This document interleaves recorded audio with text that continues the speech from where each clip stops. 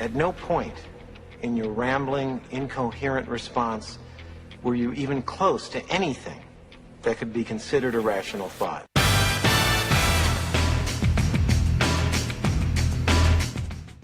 Welcome to the show today. I'm your host, Doug Crow, for the Off Your Brand Show, and we do have somebody who has some interesting things to say here that makes a lot of sense, but at the beginning it might not. It's pretty strange stuff.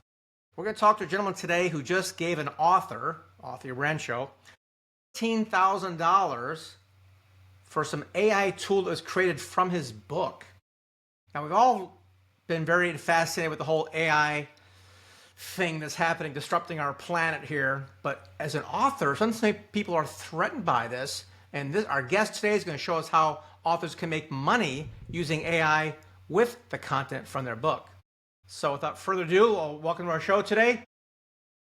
A self-proclaimed fierce advocate for extraordinary work. His name is Jim Niswonger. Jim, how are you today? Hey, I'm doing great, Doug. Thanks for having me. You bet. We'll get to that this AI money author thing in a minute. Before we get to that, I want to know more about you. Tell me about your background, how you got involved in business, and tell us where you started from. Yeah. So, well, I had a pretty long career as a mechanical engineer. And so inside different corporations. And then one time I got laid off. It was in the early 2000s. Tried to figure out, at that time, I thought, oh, okay, I bet I could be a coach or something. I'd been into Tony Robbins and immediately failed as a coach. It took me a couple of years to burn through all my savings and find out I had to go back and get a job. And then when I started that job, my big fascination was, how the heck do you even sell things? I was so unfamiliar with it. And so that's what I spent all of my vacation time, everything. How the heck do you sell expertise? And after a while, I started to realize I had been selling my expertise to division vice presidents all the time to get them to invest $250,000, $500,000 in projects. And so then oh, okay, that's when the light started coming on a bit. Nice. That's interesting because, I study brain science a little bit. I know it's left brain, right brain. As an engineer, you're probably dominant left brain, process, analysis, and, sales guys are perceived as being outgoing and creative and more blah, blah, blah.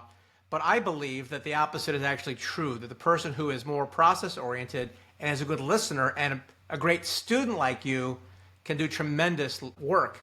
Obviously selling ideas, which you obviously did as an engineer. So you did that for many years, and you've got a new project or new service coming up. Tell us how you went the transition from, electrical engineer to entrepreneur. Yeah, so I've been actually in marketing with coaches and entrepreneurs for now. It's about 12 years. Okay. And just that there have been so many shifts as the way that we were doing things 10 years ago with product launch formula and launches and all of these things that worked so great, like that, the bottom started falling out of that for most people at least 3 or 4 years ago, some a little before that. And so it's been like a scramble for me over the past several years of how do I keep up with the way things are changing. And so then now a big part of what changed for me in particular is that I didn't like being on the hook for delivering after being paid. Something didn't work for me psychologically that well of like, okay, somebody pays me money and then now it's my job to make them happy or feel like they got their money's worth. Whereas now I've reversed things, flipped them so that basically we do things in a partnership. So then I only get paid if I can get the partner paid. And so that's part of even how we got the partner paid $13,000 last month for him to let us turn his book into tools. This is probably one of the most refreshing interviews I've ever had.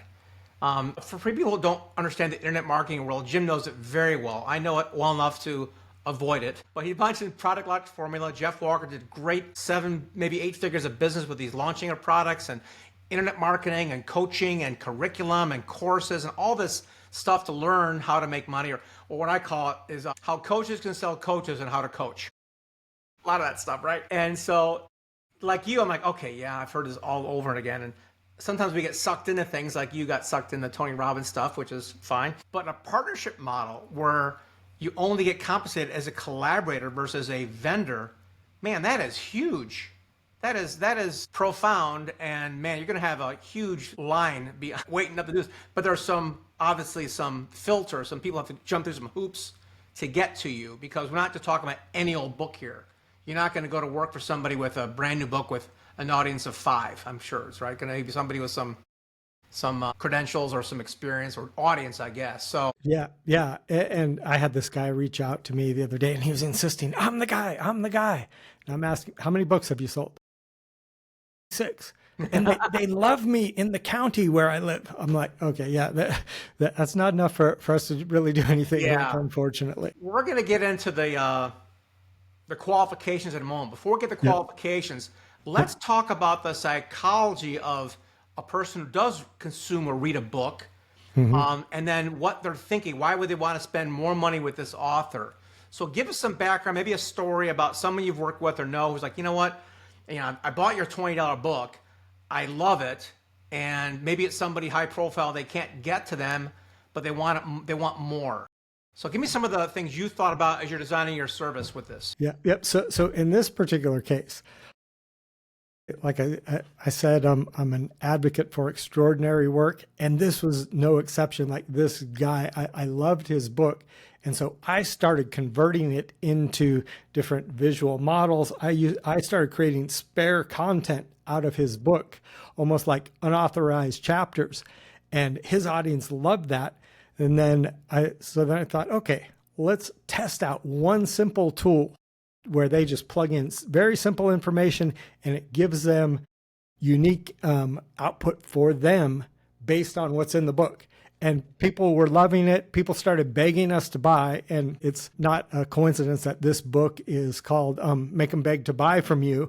And so we actually were following the principles in the book to sell the AI tools. And so you and I talked a little bit the other day, and we both are of the opinion like, okay, let's test things out before we try to sell them. And so when we can start getting a bunch of raving fans just on our first little prototype, then we know we're onto something. So that was the development path of this one. Yeah, I love that so much. So, and when you gave me a very short demo. I'm going to give people a little overview of what this thing does, because we're not going to go through it on this call or on this podcast today. But using AI to personalize and customize a person's book, on the surface, it kind of looks like, well, I'm just going to ChatGPT and asking a question and say, okay, so how would I repurpose chapter 3 for me? Someone could do that manually, right, on their own. But you're doing something a little bit more unique, a little deeper. Can you explain to us how your system overall can get deep into a person's personality, their unique situation as it relates to a monologue, a book? Yep. So it's not quite as simple as just taking the contents of the book and dropping it into the tool to run in the brain. Like what we have to do is we go through the author's content, and we understand what it is they're wanting to help their readers do. And so here's like this distinction that's important between extraordinary work and ordinary work. So ordinary work, people understand easily. Extraordinary work, which is usually inside of most books, people think they understand, but they don't understand it. And so what we do is we build the bridge so that the reader doesn't have to understand the concepts as well to get the outputs personalized for them. So we create these rules and filters that turn their simple inputs into some sophisticated outputs based on what's in the book. Was that also translate to like actionable? Because I don't want to make it harder for them to understand things. I want to make it easier. Yeah, so sophisticated probably was not the right word. It is, we make it so simple for the user to get actionable things. And so in some cases, we're helping them to do better marketing. So we have tools that generate customer profiles, how the things this person needs to hear to be able to respond to you, which taking the focus off of, oh, here's what I'm trying to sell. No, first let's connect with who it is that we're trying to sell with. Mm-hmm. So really simplifying this process and guiding readers through the steps that they intuitively skip. They want to jump to the end. They want to jump to the final solution, whereas the tools guide people through the author's process. Yeah, I've often said that if it's a good book can be summarized on a note card, but without the story context to back it up, nobody takes action on a note card, really. I mean, you've got to have some. That's why I love storytelling, because it gets pretty much, imprinted in our thoughts, right? So that's great. And this AI tool goes 18 levels deeper. It actually just gives you the idea, but it makes it actionable and personalized for each individual reader, which is phenomenal. I just love this. So let's go for the money. I know it's kind of a new thing, so we don't have like 1,000 case studies, but you mentioned at the beginning, there's first, getting a check for 13 grand.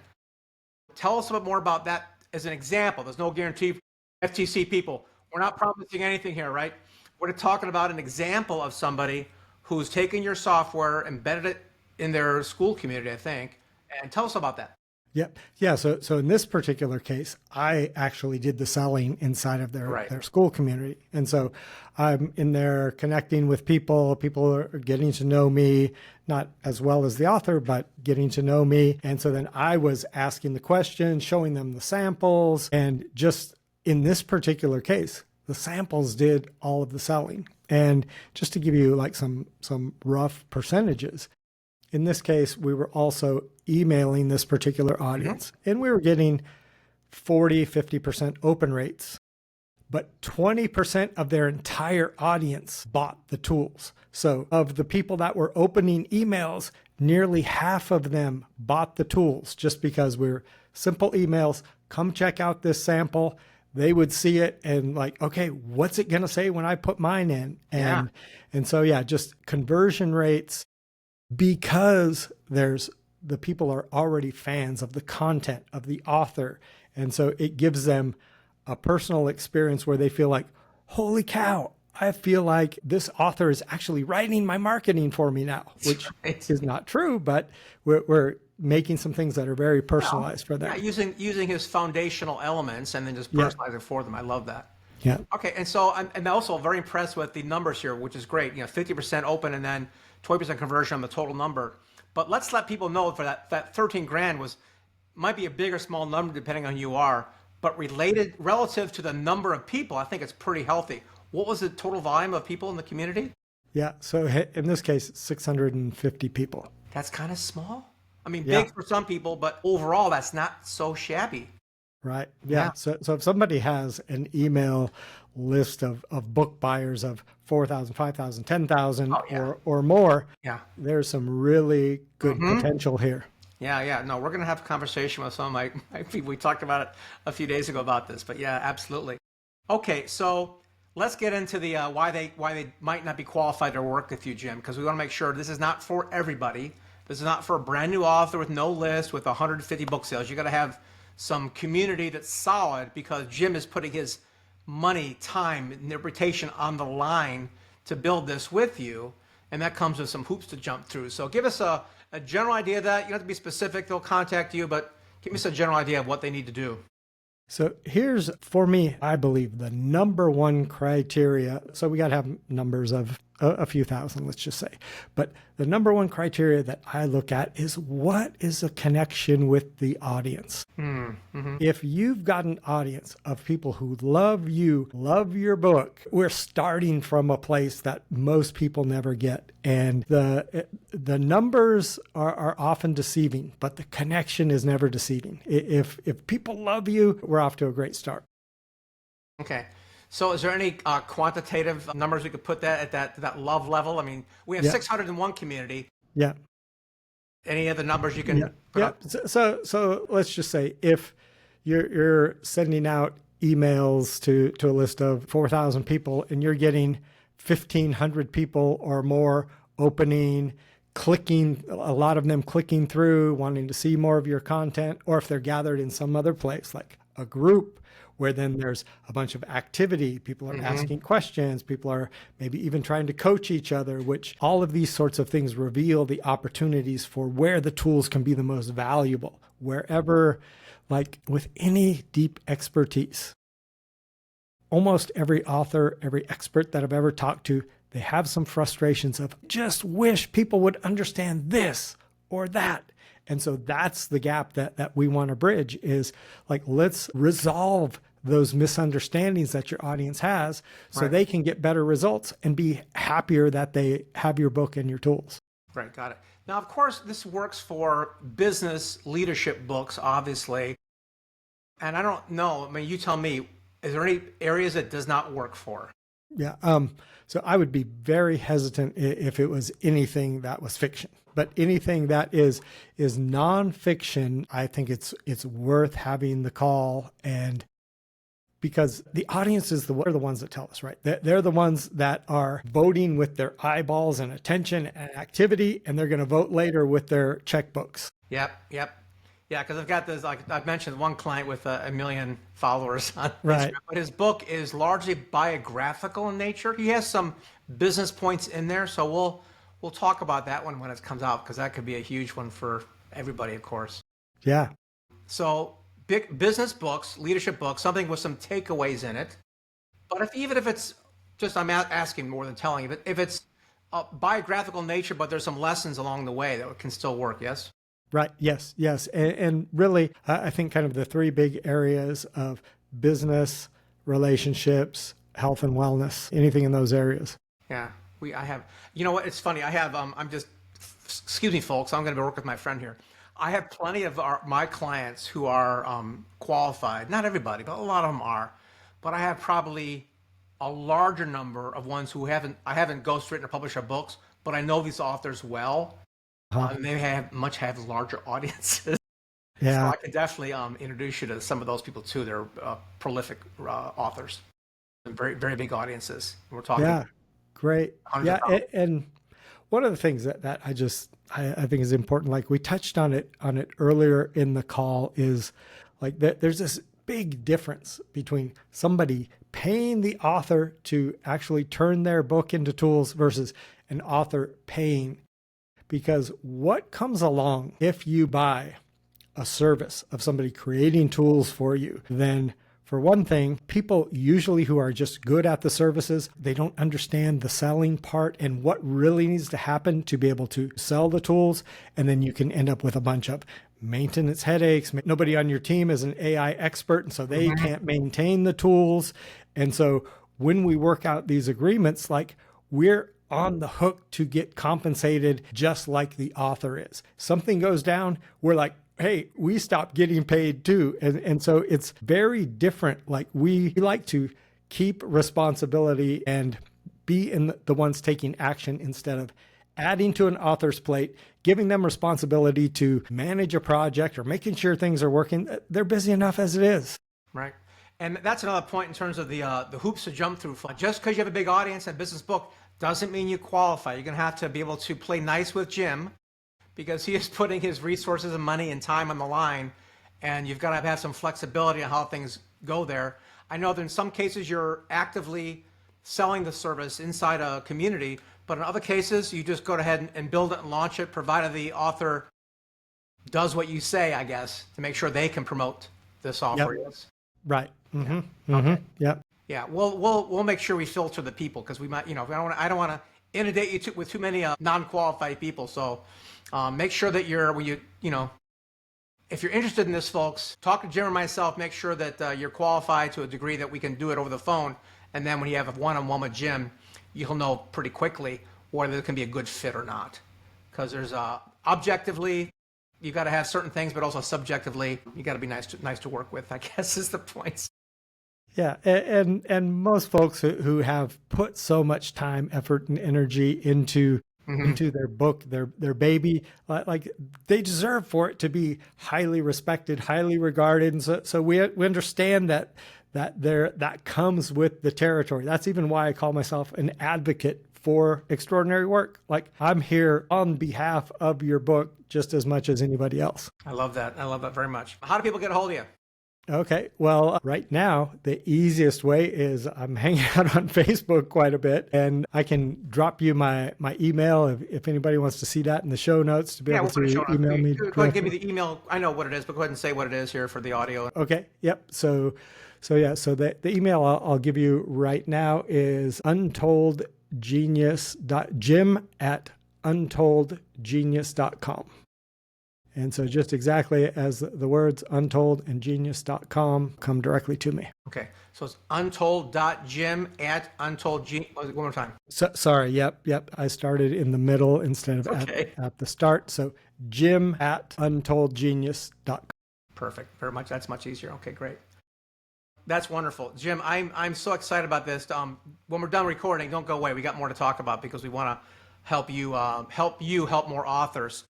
Folks, if you're an author and you're looking to actually have some vertical revenue from what you're doing, Jim has got cutting edge stuff here that can really make a difference, not just for you with the money, but for your audience, to help them actually engage with your book. Do you know that I found this research study a few years ago. 54% of books that are purchased are never opened. And of those that are opened, half are never completed. So you got a 1 in 4 shot, really, of someone actually finishing your book, assuming you actually can sell it. And you use the tool only after they purchased a book, or can also be used for lead gen to get them to go into and purchase the book? Yeah, we can do a variety of things there. Yeah. So just the way that we've done it typically has been for book buyers who already have the book, but not necessary at all. Nice. And do you have a preference on whether you're active in the sales process or just building the platform and letting them go? Do you have a preference? I like it both ways. For me to be heavily involved, there aren't too many of those things that I can actually do. So for the most part, it's probably better that we just set up and maintain the platform for them.